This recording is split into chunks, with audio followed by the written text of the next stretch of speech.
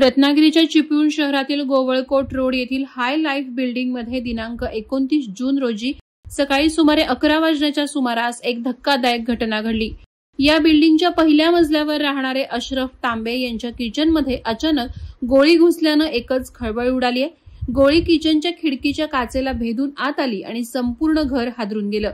ही गोळी समोरील शेतातून शिकारीच्या उद्देशाने चुकून झाडली गेली असावी। डुकराच्या शिकारीच्या उद्देशाने हा प्रकार घडल्याचा प्राथमिक अंदाज वर्तवण्यात येतोय।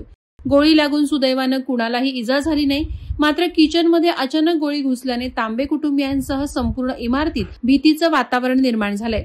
यावेळी काही महिलांनी बाल्कनीतून 4 तरुणांना पाहिलं। त्यांनी डुकराची शिकार केल्याचं त्यांच्या निदर्शनास आलं, मात्र आवाज दिल्यावर ते पळून गेले। ही गोळी जर काचेला लागली नसती आणि थेट घरात व्यक्तीला लागली असती तर मोठा अनर्थ घडला असता, असं तांबेंमार्फत सांगण्यात आलंय।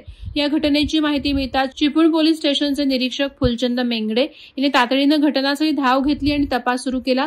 ही गोळी केवळ अपघाती होती की कोणीतरी जाणून बुजून झाडली होती याचा तपास पोलीस करत असून आजूबाजूच्या परिसरातील सीसीटीव्ही फुटेज तसंच स्थानिकांची चौकशी सुरू आहे।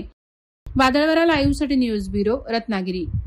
नवी मुंबई व रायगड जिल्ह्यातील ताज्या बातम्या आणि घडामोडींसाठी सबस्क्राईब करा वादळवारा लाईव्ह चॅनल आणि दाबा बेल आयकॉन।